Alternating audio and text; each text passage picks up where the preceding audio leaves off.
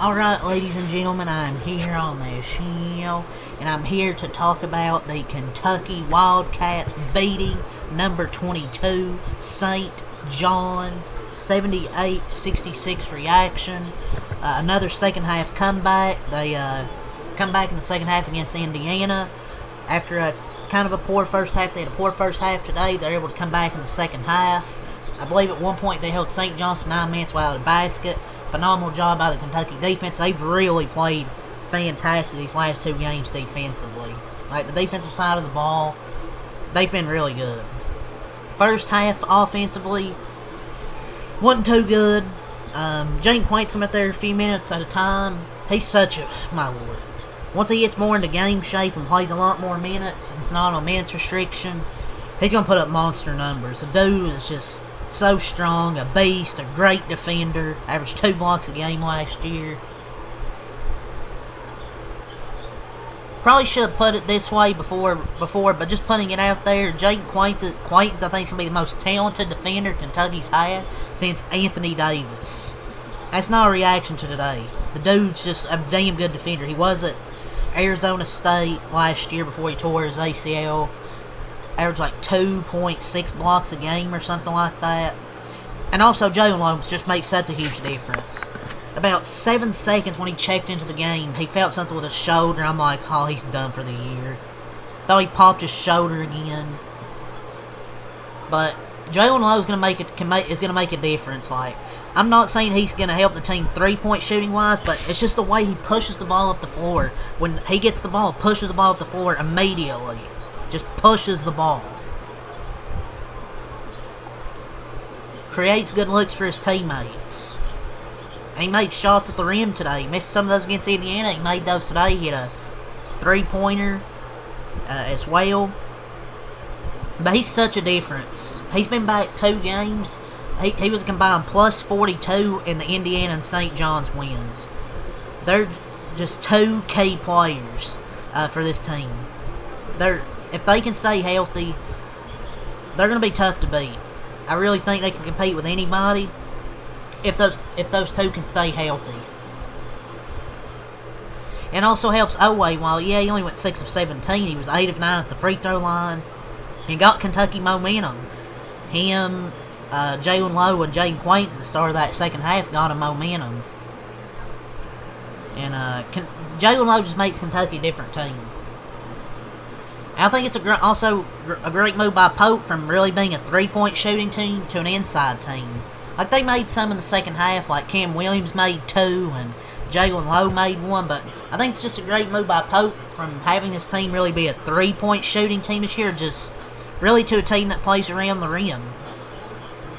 But having Jalen Lowe in the game just completely changes this team. And this is only his first game back, by the way. His first game back. And he had 10 points, 8 rebounds, 5 of 7 from the field, 2 blocks, 5 offensive rebounds. Just his defense was great in general. Against Roby Ejiofor, who's no slouch either. Like, he was the Big East preseason player of the year. And he just absolutely bullied. And Jayden Quaintance just absolutely bullied him when he was out there. Like, Quaintance is just an absolute beast.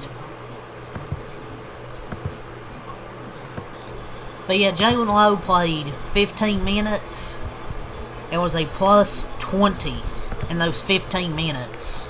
He come back in the second half after the shoulder. Maybe felt something in the shoulder in the first half, but Lowe and JQ are just clear difference makers.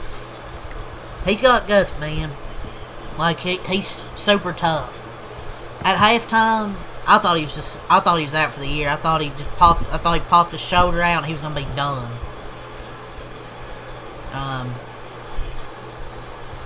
don't think he popped his shoulder back. They popped his shoulder back in. Maybe he just felt something. I don't know. Like, what difference an hour makes. I don't know what they did to even have him to play in the second half. At halftime, we thought Jalen Lowe was out for the year. Kentucky had the most anemic offense ever. 1 half later, he comes back. Quaintance just dominates in those minutes he played. What a difference an hour makes. 10 points, 8 rebounds, 2 blocks, 5 of 7 from the field, 5 offensive rebounds, and a plus 18, even on a minutes restriction. Just a beast.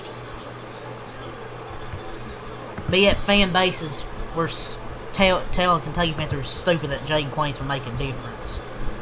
And maybe when Kentucky was losing games, maybe I did overreact, saying, oh, they should just fire Mark Pope or whatever. Because I think it's probably clear that Jalen Lowe and Jaden Quains are healthy. Kentucky can probably compete with anybody.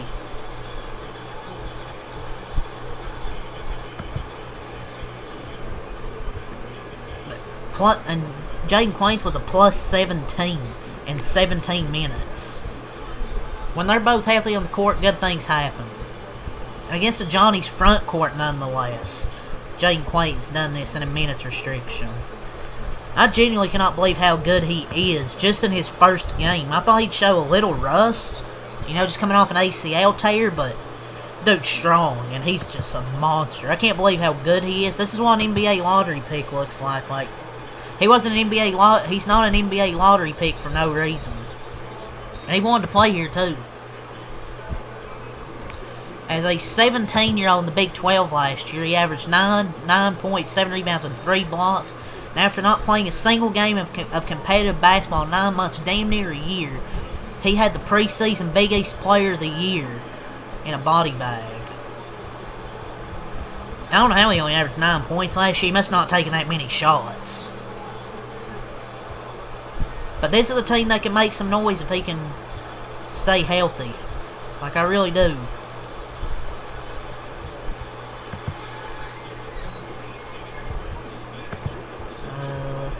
He's better than advertising. It's his first basketball game damn near a year. Like, Lowe and Quaintons, difference makers. Just a dog for even gutting that out. Pretty simple. If you have them, they can compete with anyone, in my opinion. But Jalen Lowe remaining healthy is important as probably as important as anything for the rest of the season, because he's a true point guard. And the Kentucky defense was phenomenal all day. Once again, phenomenal defense, back-to-back games. That their defense has played really well. It's just amazing how different this team looks with Jalen Lowe and Jaden Quains out there. Just insane how much different they are. Yeah, let's go over the stat sheet. So Kentucky they didn't really play well in the first half offensively. Most of St. John's offense was just getting free throws, honestly, and getting guards switched on to Ejiofor. But once Jaden Quains was on him, that dude couldn't do nothing. Yeah, Kentucky outscored 32-25 in the first half, and then they outscored St. John's. But yeah, they outscored 53-34 in the second half. Their defense was phenomenal all game.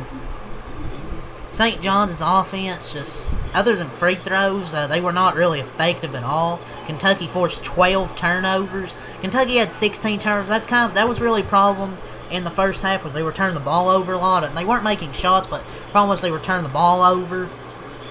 But once they had their true point guard back in the game, they really stopped turning the football.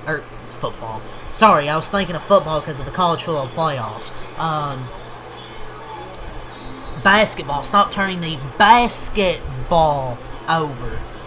And then Jaden Quaintons and Jalen Lowe. Cam Williams hit 2 threes in that second half. Oway had 20 points. So, yeah, great game in that second half. So, let's go over the stat sheet. Kentucky dominated in the paint in this one.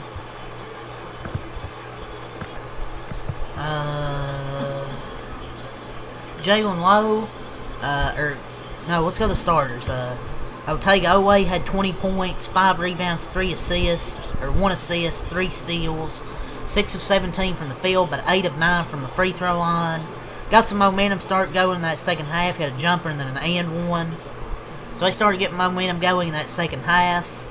Malcolm Moreno, 8 points, 9 rebounds, 2 blocks, 1 assist, 4 of 6 from the field, and 5 offensive rebounds. So Kentucky did a really good job on the offensive glass once again. Back-to-back games.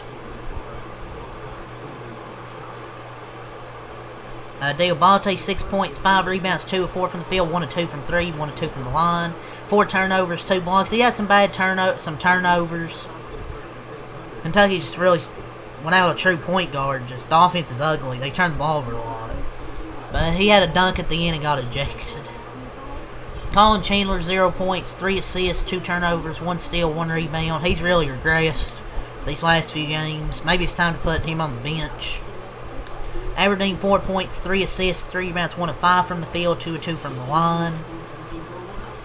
But off the bench, Trent played 3 minutes, had 2 turnovers. I think he got a cut or something.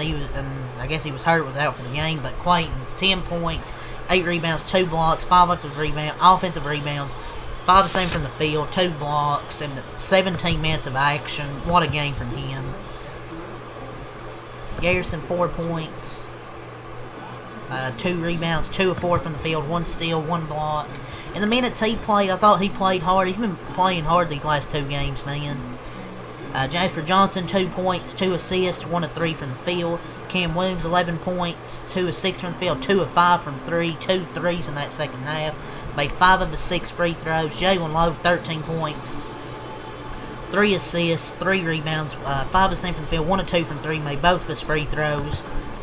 What a game from the bench. Combined, how many points they have off the bench? Had to be like 30. 13, 23, about 30-something off the bench. But from the field, they shot 46% from the field, 25 from 3, 4 of 16, 18 of 22 from the line, 82%, 39 rebounds, 13 assists, 16 turnovers, 6 steals, 7 blocks, 16 offensive rebounds, 23 defensive rebounds, 25 fouls. They improved to 8-4, had 25 in the first half, 53 in the second half for St. John's. Ian Jackson, 10 points, 6 rebounds, 4 7 from the field, 2 of 5 from 3 for Ian Jackson. Osiah Sellers, 9 points, 3 assists, 3 rebounds, 3 of 8 from the field. Joseph Sanon, 12 points, 0 of 5 from the field, 12 for 12 at the line. All of his points coming at that free throw line.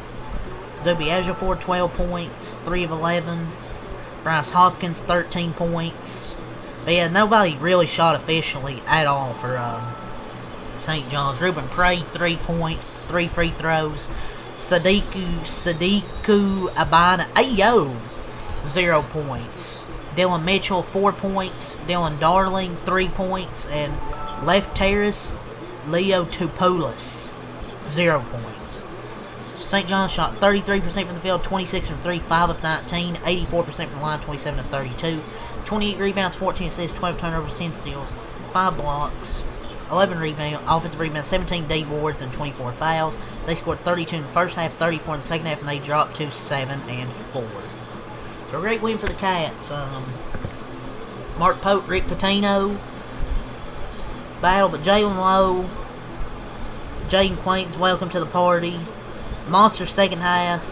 Cam Williams showed signs of life. Real needed that. But yeah, great win.